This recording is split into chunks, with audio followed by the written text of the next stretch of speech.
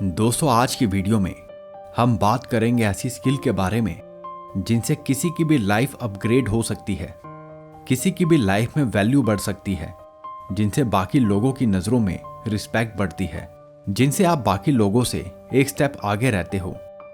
दोस्तों, आपका स्वागत है बुक्स हैबिट चैनल की आज की वीडियो में। आइए एक एक करके जानते हैं जिंदगी को बदलने वाली स्किल्स के बारे में, जो सीखने में तो मुश्किल है लेकिन जीवन भर काम आती है। आज की हमारी सबसे पहली स्किल है convey what you think and feel. दोस्तों, क्या आपके साथ कभी ऐसा होता है कि आपके पास एक बहुत अच्छा आइडिया है जिससे आपका मैनेजर और आपका बॉस दोनों ही खुश हो जाएंगे, लेकिन आप अपनी बात को अच्छे से रख नहीं पाते, आप अपनी फीलिंग को, अपने थॉट्स को अच्छे से कन्वे नहीं कर पाते। कुछ लोगों के साथ तो ऐसा भी होता है कि वो पर्सनल रिलेशनशिप में भी अपनी फीलिंग को, अपने विचार को अच्छे से नहीं समझा पाते। इसलिए कई बार इंटेंशन अच्छी होते हुए भी लोग आपकी बातों को नेगेटिव सेंस में ले जाते हैं, जिससे गलतफहमियां पैदा होती हैं और रिलेशनशिप में दरार पड़ती है। अब सवाल उठता है कि जो आपके मन में है, जो आप दूसरों को समझाना चाहते हो, उसे उसी सेंस में कन्वे कैसे किया जाए। इसके लिए हमें सबसे पहले ये समझना होगा कि क्यों हम अपनी फीलिंग को एक्सप्रेस नहीं कर पाते।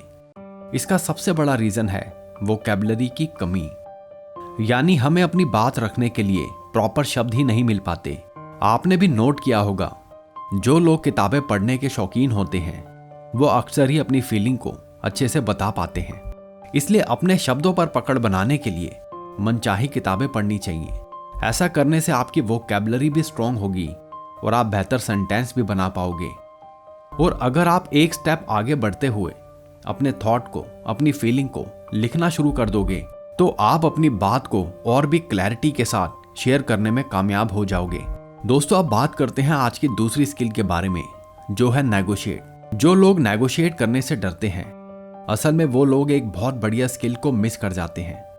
हमें ऐसा लगता है कि नेगोशिएट करना सेल परचेज में ही काम आता है, लेकिन असलियत में नेगोशिएट करने की स्किल हमारी डे टू डे लाइफ में बहुत काम आती है। जैसे अगर आप अपने दोस्तों को कन्विंस करना चाहते हो कि कौन सी मूवी देखनी चाहिए या कौन सी जगह डिनर करने के लिए बेस्ट है, या अगर आप घर खरीदना चाहते हो, कोई कार खरीदना चाहते हो, तो अपनी नेगोशिएट करने की स्किल से आप सबसे बढ़िया डील हासिल कर सकते हो। दोस्तों, नेगोशिएट करने की स्किल को कभी भी अंडर एस्टिमेट नहीं करना चाहिए, क्योंकि ये एक ऐसी सुपर पावर है जिससे आप अपने लिए विन विन सिचुएशन क्रिएट कर सकते हो। आप अच्छी जॉब, अच्छी सैलरी, अच्छा प्रमोशन हासिल कर सकते हो, ऑफिस में अपने प्रोजेक्ट को अच्छे से डिलीवर कर सकते हो। नेगोशिएट करने का मतलब बहुत सिंपल है, अपनी रिक्वायरमेंट और सामने वाली रिक्वायरमेंट के बीच का रास्ता बनाना। और जो स्किल में माहिर हो जाता है वो हमेशा अपने फेवर के लिए कोई ना कोई रास्ता ढूंढ निकालता है। इसे एक बहुत ही सिंपल और छोटे से एग्जाम्पल से समझते हैं। मान लो आपका बेटा कार्टून देखना चाहता है और आप चाहते हो कि वो पहले होमवर्क कंप्लीट कर ले, तो आप नेगोशिएट करते हो, अगर तुम होमवर्क पहले कंप्लीट करोगे तो मैं तुम्हें 5 मिनट एक्स्ट्रा कार्टून देखने दूंगा या देखने दूंगी। और आपका बेटा मान जाता है। इसलिए कहते हैं ये स्किल आपको पावर देती है हर सिचुएशन को स्मूथली हैंडल करने की, जिससे आपको एक सेंस ऑफ सेटिस्फैक्शन फील होता है कि चीजें आपके कंट्रोल में हैं। अब सवाल उठता है कि स्किल को सीखा कैसे जाए। तो डे टू डे लाइफ में थोड़ा बहुत नेगोशिएट तो हम सभी करते हैं, जैसे कभी सब्जी खरीदते हुए, कभी शॉपिंग करते हुए। लेकिन बड़े लेवल पर इसका मैक्सिमम एडवांटेज लेने के लिए हमें 2 बातें समझनी होंगी। पहली, सामने वाले को अच्छे से सुने और उसकी रिक्वायरमेंट को समझे। और दूसरी, अपनी रिक्वायरमेंट में थोड़ी फ्लेक्सिबिलिटी लाते हुए ऐसा रास्ता निकालें जो आप दोनों के लिए विन विन सिचुएशन हो। दोस्तों, अब जानते हैं आज की तीसरी स्किल, जो है break task into small process. दोस्तों, अगर आपके मन में भी किसी छोटे या बड़े काम को देखकर सबसे पहला थॉट यही आता है कि ये काम मुझसे नहीं होगा, या मुझे नहीं पता कि इस काम को कहां से शुरू किया जाए, तो ये स्किल आपके लिए बहुत जरूरी है। क्योंकि इसी डर के कारण लोग काम को टालते रहते हैं, फिर चाहे वो रूम की सफाई करने जैसा छोटा काम हो या मंथली बजट बनाने जैसा काम। दोस्तों, ये स्किल बहुत सिंपल है, जैसे हम अपने संडे को अलग अलग पार्ट में डिवाइड करते हैं जिससे मैक्सिमम काम कंप्लीट किया जा सके, सेम उसी मेंटालिटी को अपनाते हुए हमें किसी भी छोटे या बड़े काम को एक ऐसे आसान और छोटे स्टेप में तोड़ना है जिससे वो काम आसानी से कंप्लीट किया जा सके।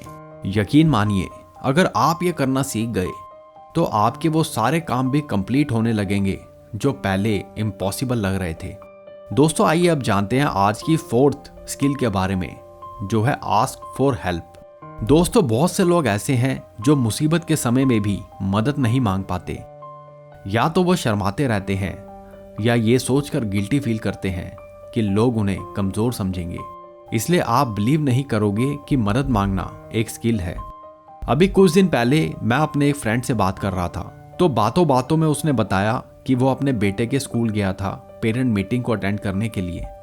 वहां उसके बेटे के टीचर ने बताया कि मुझे सबसे बड़ी टेंशन तो ये है कि आपका लड़का कभी भी हेल्प के लिए नहीं पूछता। अगर उसे कोई काम समझ नहीं आता तो वो चुपचाप बैठा रहता है, काम कंप्लीट नहीं करता, लेकिन मदद नहीं मांगता। दोस्तों, उस दिन मुझे रियलाइज हुआ कि ये कितनी बड़ी स्किल है। और जब मैंने स्किल के बारे में सर्च करना शुरू किया तो मैंने एक आर्टिकल पढ़ा जिसमें लिखा था कि एक एम्प्लॉय को उसके बॉस ने सिर्फ इसलिए जॉब से निकाल दिया कि उसने हेल्प नहीं मांगी थी। असलियत में कोई टेक्निकल इशू को वो एम्प्लॉय ठीक नहीं कर पा रहा था और उसने किसी दूसरे की मदद भी नहीं मांगी। सो आखिरकार पूरा सिस्टम ही खराब हो गया और उसे अपनी नौकरी से जाना पड़ा। अब सवाल उठता है कि स्किल को सीखा कैसे जाए। तो सबसे पहले ये बिलीव करना होगा कि मदद मांगना एक शक्ति है, कमजोरी नहीं। मदद मांगना दिखाता है कि आप आगे बढ़ने के लिए दूसरों से सीखने को तैयार हो। इसलिए जरूरत पड़ने पर अपनी ईगो को साइड में रखते हुए मदद के लिए पूछना आपको ही बेहतर बनाता है, क्योंकि ऐसे में आपको कुछ ना कुछ तो नया सीखने को ही मिलता है। और जैसे किसी ने आज आपकी मदद की है, ठीक वैसे ही जरूरत पड़ने पर आप भी किसी की मदद कर दो तो आपको भी अच्छा लगेगा। दोस्तों, आइए अब बात करते हैं आज की 5वीं स्किल के बारे में, जो एक्चुअली में सबसे ज्यादा जरूरी है और हम उसे सबसे ज्यादा ही इग्नोर करते हैं। वो है मेक मंथली बजट। दोस्तों, इस स्किल के बारे में आपने बहुत बार सुना होगा, इसलिए मैं सिर्फ इतना ही कहना चाहूंगा, अगर आप सच में फंड की कमी से बचना चाहते हो तो मंथली बजट बनाना बहुत जरूरी है। इससे आपकी ही लाइफ में फाइनेंशियल क्लैरिटी और स्टेबिलिटी दोनों ही आएगी। आपको क्लियर हो जाएगा कि मंथली एक्सपेंस पे करने के बाद कितना पैसा बचता है। सो ये स्किल हर उस व्यक्ति के लिए जरूरी है जो फाइनेंशियली स्टेबल होना चाहता है, जो अननेसेसरी खर्चों से बचना चाहता है। दोस्तों, आइए अब जानते हैं आज की 6th स्किल के बारे में, जो है मैनेज टाइम इफेक्टिवली।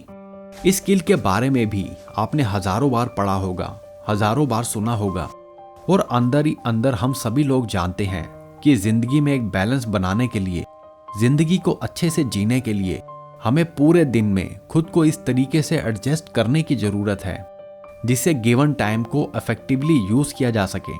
हमें उसी एक दिन में अपने लिए, अपनी फैमिली के लिए और अपने प्रोफेशनल करियर के लिए एक बैलेंस टाइम निकालने की जरूरत है।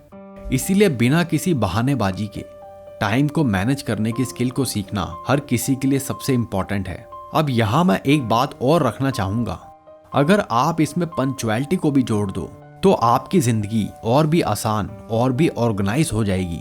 दोस्तों, अब बारी आती है आज की आखिरी स्किल की, जो है कंसिस्टेंसी। दोस्तों, क्या आपकी भी आदत है एक काम को बीच में छोड़कर दूसरे काम को शुरू करने की, और फिर उस दूसरे काम को भी बीच में छोड़कर तीसरे काम को शुरू करने की? तो सच मानिए, आप में कंसिस्टेंसी की कमी है, और इसी कमी के कारण हमारे पास अधूरे कामों की एक लंबी लिस्ट बन जाती है। ना तो हम कोई अच्छी आदत को अडॉप्ट कर पाते हैं और ना ही कोई बुरी आदत को छोड़ पाते हैं। इसीलिए कोई भी काम को शुरू करने के बाद अगर आपके मन में विचार आए, छोड़ यार क्या करना, ये तो एक लंबा प्रोसेस है, तो एक लंबी सांस लो और उस विचार को ही छोड़ दो और अपने काम में लगे रहो।